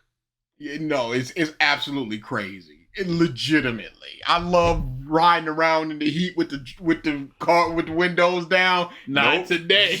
And I'm like, man, you killing me. And other people, I'm riding by and kids are playing in the street. I'm like, hey, excuse me, bruh. I want to honk at them, and I'm like, I'm not trying to get caught up in a case. I went to go charge my car in the parking lot. Some grandfather was riding around in a golf cart with his 2 grandsons. It's crazy. I'm like, what are you doing, sir? This is not the time to be doing that. Drove by in fast food shop. They're just a window open and handing out their food. I'm like, go inside. Go inside. Mask up. Get your slop and get out. This is permanent lung damage smoke. They're talking about particles getting into your system. Man. All Protect yourself. Molecules I ain't never heard of. I don't know nothing about that molecule. And throw more blood at the screen and like more loud noises and bangs and screaming. And aren't you shocked by all of this? No, not really. I'm kind of just ready for this movie to be over.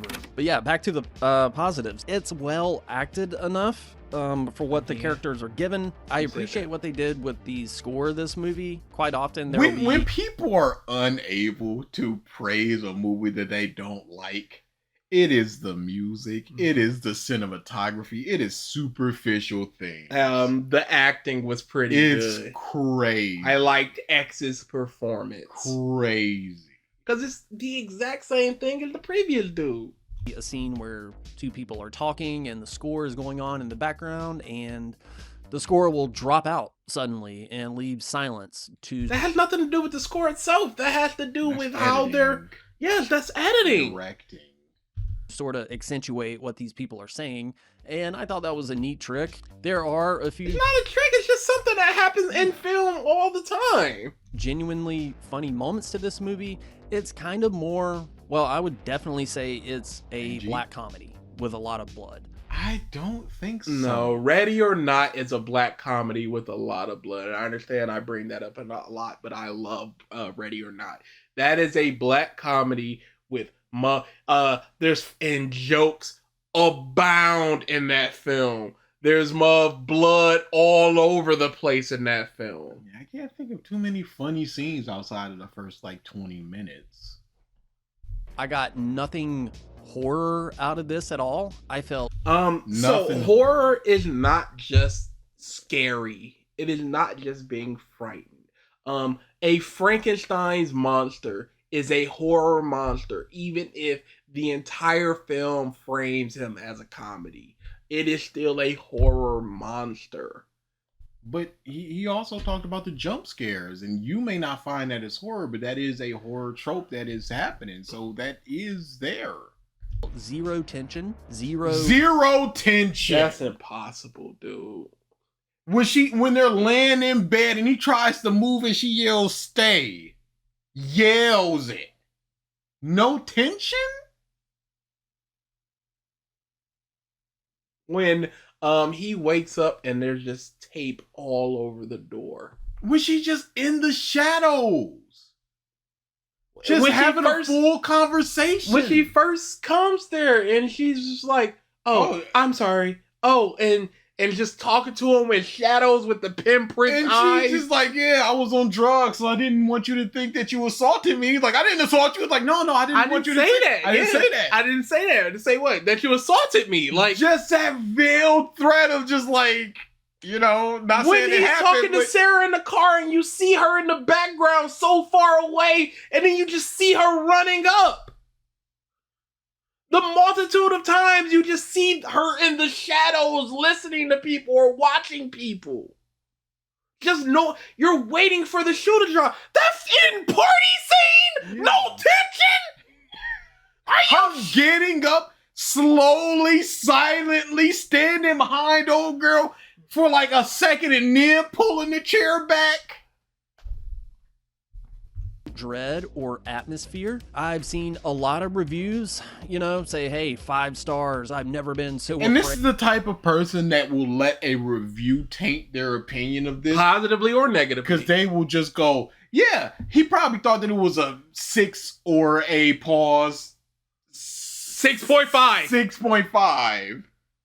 But he let the reviews go perfect film, 9s, 10s. I hate that I can't say in those two numbers next to each other. They're right next to each other. But he might be like, okay, yeah, it's a fine movie. And then seeing all that, it's like, I don't see it. And then that lessens his opinion of it more and more and more. And to the point that he has to bring it up. I didn't bring up the reaction about My Hero in my video at all.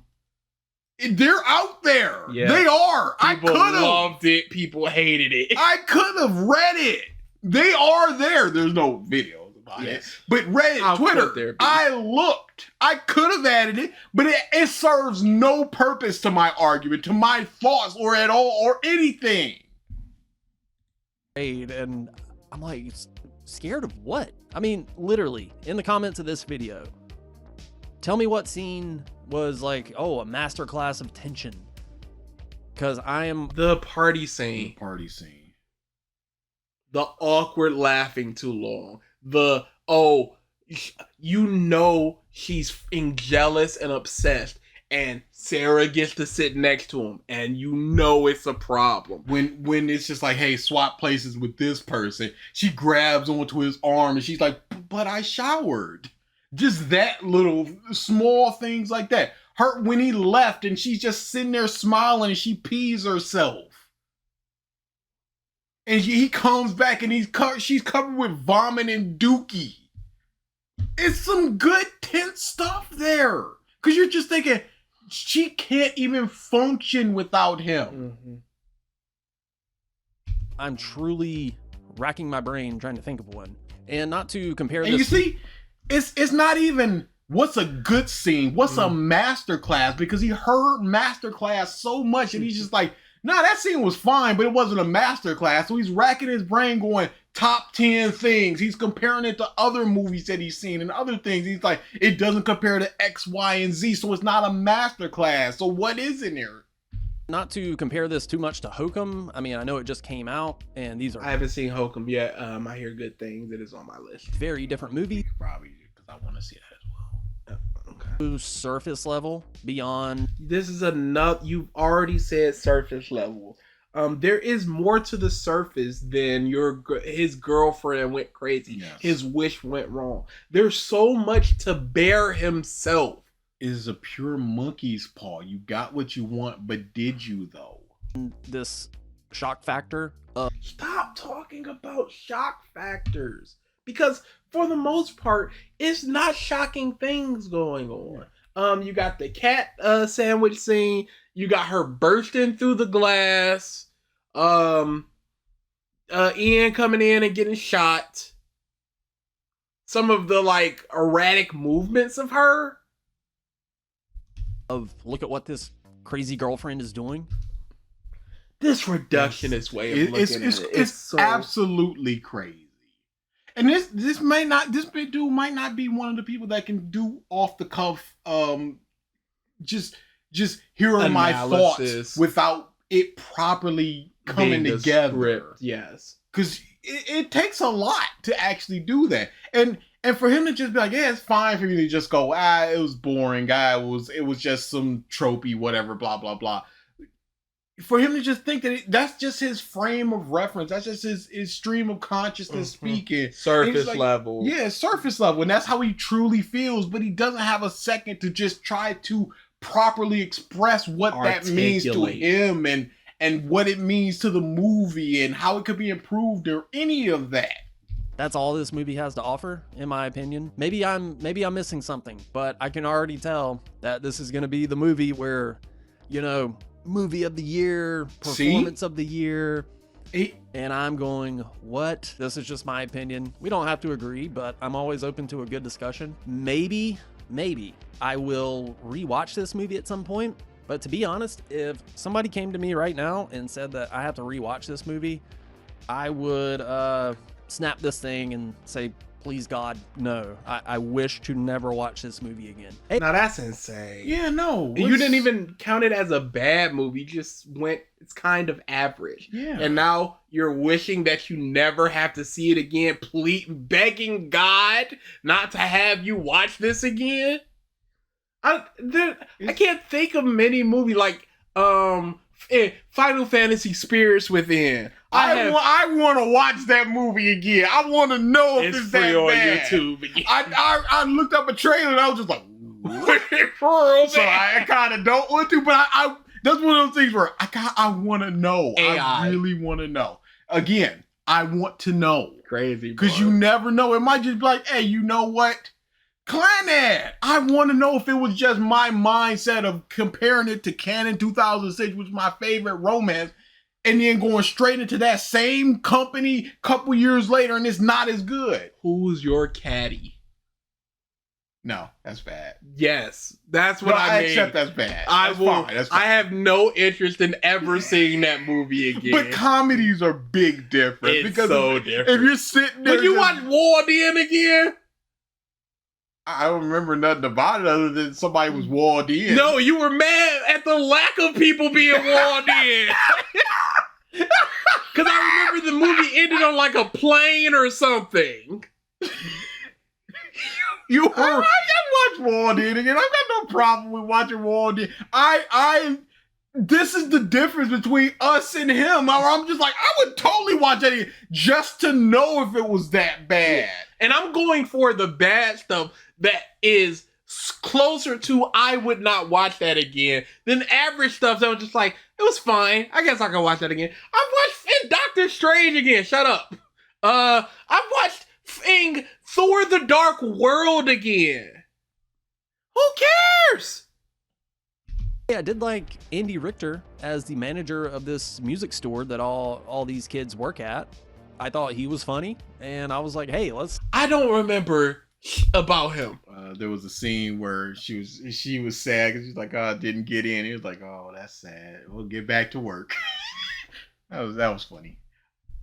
Let's make this movie about him. Just the little bit of screen time he's had. He's way What's his story, sir? Come on now. You can't just say things like that.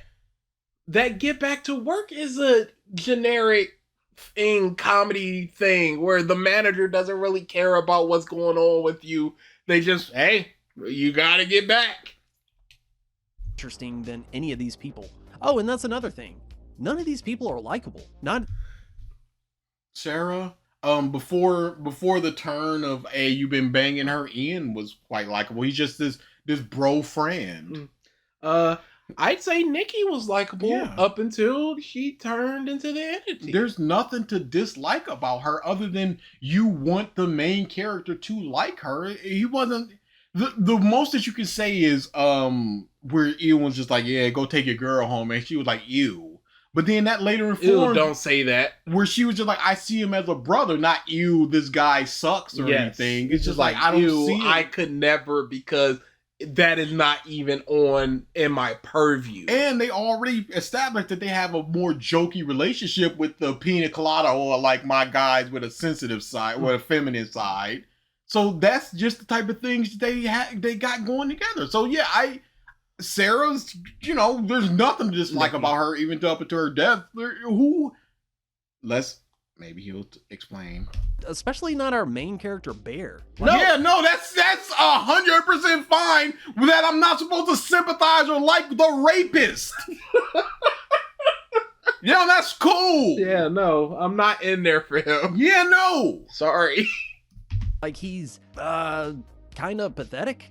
Yes. Yeah, no. There's nothing wrong with a character being pathetic. That's not a inherently negative thing. If the story is portraying them as the coolest mom and they're pathetic, that's something to talk about. Which happens in something like One Punch Man, where there's the guy, you got Saitama, and then there's like this character named King. He's just like, my God, get away from him. He's the strongest. And he's a super weak dude that just happens to stumble upon great moments. It's just aura farming and yeah, lucked out. Yes. Buggy. Like it's the story that's happening. In a lot of ways, like he has no backbone. He doesn't make any decisions where you can like truly root for this guy. You're not supposed to root for him. In fact, you're supposed to root for him in the beginning of just like, come on, Bear, just tell her, blah, blah, blah. It's one word. He's doing all this stuff. He seemed like a nice guy down on his luck. I hope he gets the girl. The diner scene shows that he truly has feelings about her. Yes, he has this whole big speech, this big every emotional song speech. I hear, I think of you. All this stuff. So you want him to get that until he shows what kind of person that he is. Truly is deep down. Because once he has the opportunity to be a monster, he's just a monster. He is that monster.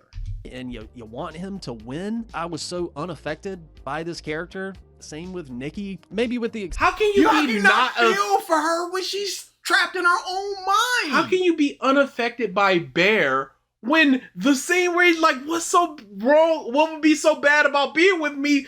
And crushed me. Yeah.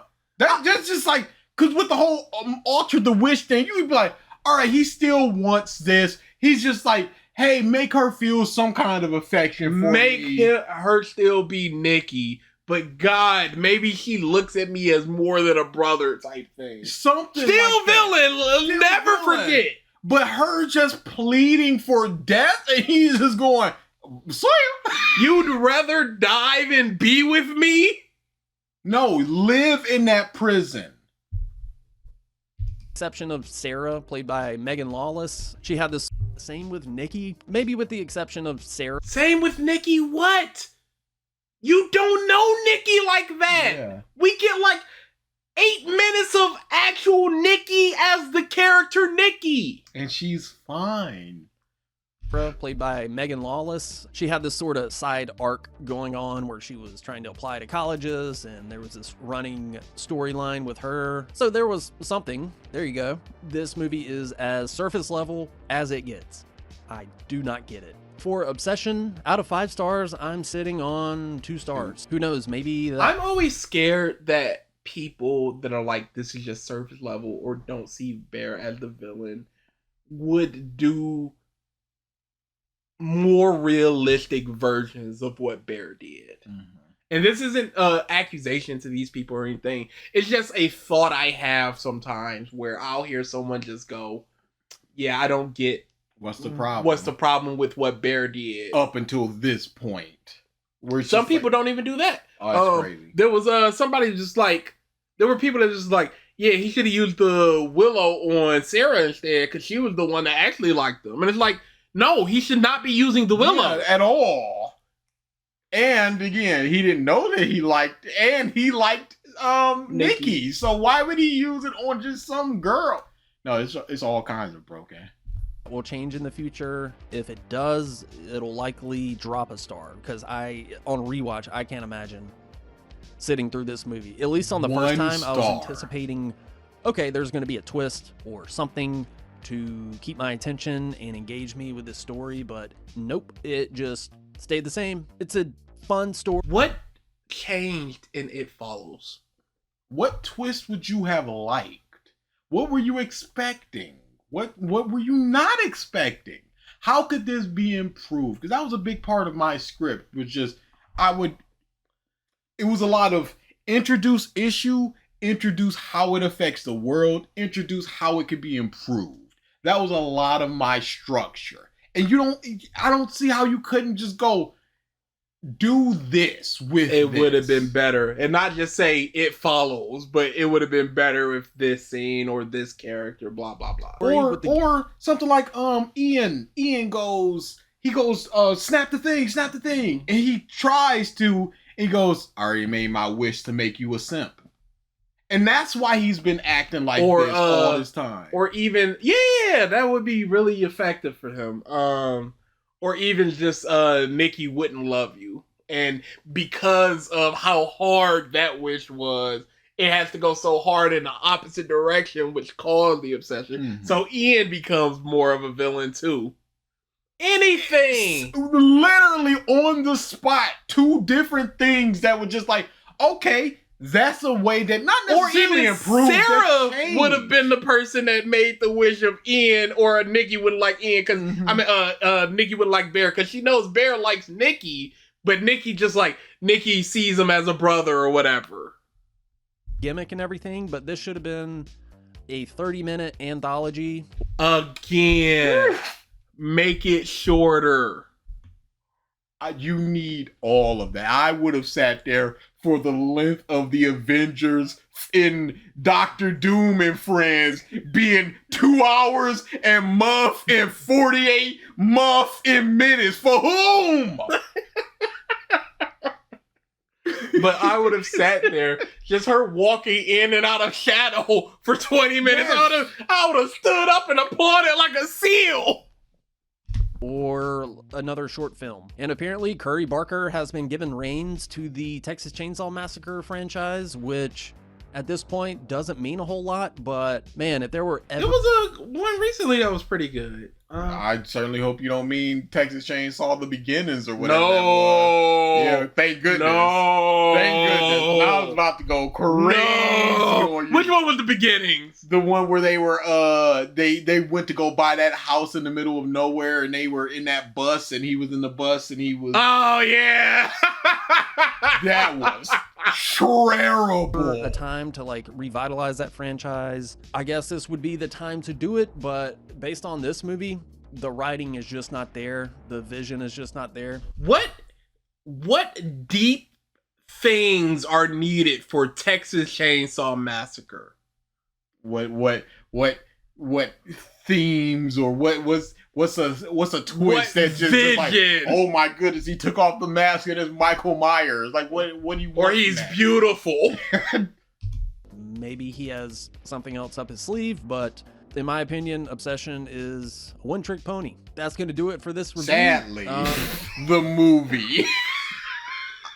Phil has ruined Sadly and One Trick Pony for Shrimp. Me. No, I can't think. Shrimp is instantly there. I had to show my boy a little love in the video. I had to. But yeah, no, little things like that is just like ruined. Anytime, Sadly, the shrimp is a one-trick pony. Yeah, so first one, it's like a 7.5. Yeah. He didn't really offer much. This one I disliked even more. I'm gonna go 8.5. Even though about right. Because that guy was an outrage merchant. I know what I've come to you for. This guy feels like he really likes horror, and yet he expressed roughly the same types of views as an outrage merchant. I wish I knew what movies in his wheelhouse he liked. Yeah, that's always helpful, but you can't always expect that. What did he say about the back? Is gay as follows? What? The first movie, Leviticus. Oh, Leviticus. Okay, it's gay. It follows, and that's okay.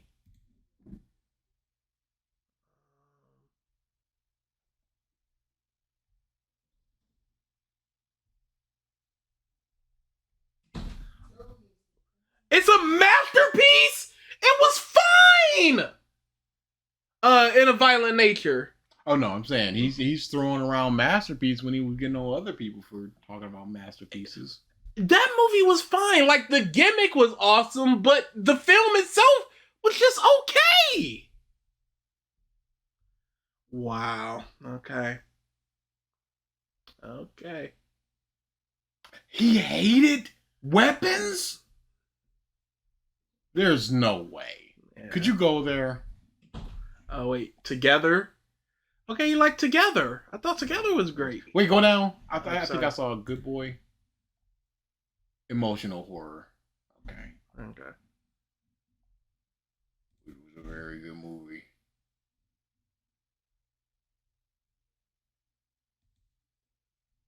Everything out in the movie instead of like letting us uncover some of the mystery. Like, yeah, all these kids woke up at 2:17 and they ran off into the darkness.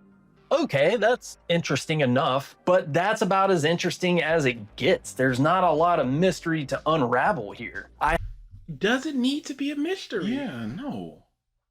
Because I don't think so. in a Violent Nature isn't mysterious. It's like you see the beginning of the character, he wakes up, and you start following him. And at a certain point, it shifts from a mystery to a straight horror of like, oh my goodness, the characters are in for this.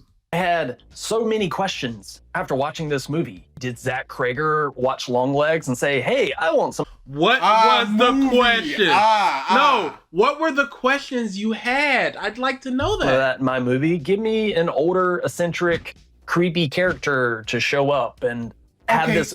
So you can't have an older, eccentric character, creepy character that shows up without it instantly being connected to another movie? Didn't Longlegs come out at roughly the same time, like a 4-month period? You thought he wrote the whole script and shot the whole movie and edited it within 4 months? Voodoo evil element, whereas in Longlegs, at least they attempt to give you some backstory. Why did the old lady have I'm offended by everything bangs? What is this tree that she's cutting twigs from? What is this voodoo she's doing? I think it's fine to not know these things, because how would you explain those things other than somebody looking it up or her going back in my old witch coven, which we're gonna get in the prequel, which is an issue. But it's fine to just not do these things. I am fine with soft magic horror where you just gotta accept that she pulled the tree from the roots because that's what grants her magic, and the blood is what binds it together. So long as there's no contradictions and they're telling us these things, hey, I've got no problem. I don't need to know, hey, when was the first time she did the hoobity boobity? I'd love to keep going with this, but me and Eric are going to the gym. We're leaving at 10. It should have ended like 15 minutes ago. Regular stuff. Oh, auction stream Saturday. Enjoy, you cucks. I'm just as bad as the previous guy. Are we still doing the Q&A for the video on Sunday? Sunday? We can do that on Sunday. So we'll do a Q&A for DA's video on Sunday. Hang out, just run through some of the stuff he was doing, what his mindset was, that type of stuff. Since we have no podcast on Sunday, we're doing that Sunday. And then next week, regular revisited. We're back to our regular stuff for the most part. It's going to be a week or two where one of us is out of town or doing something. Phil is not next week, I think. Oh, no, Phil might be next week. Yeah, Phil is next week. These in weird 5 Friday months is crazy. Yeah. So Phil next week. So big ups on that. Oh. Big rant boys today. It's so hard to know what to do for current. It's so hard. And that's always what the problem is. But we can talk about that the next time. Fart we will, because I could have thought of something, but you're hindering me. Yeah, the smoke outside is the alarm. Blah, blah, blah. No, that's too lame. I could have tied it in better. No, you couldn't have. Yeah, but you're rushing me. You haven't done it for months. Yo, shut up. But what? My brain. Well, it's not back yet, but it's getting there.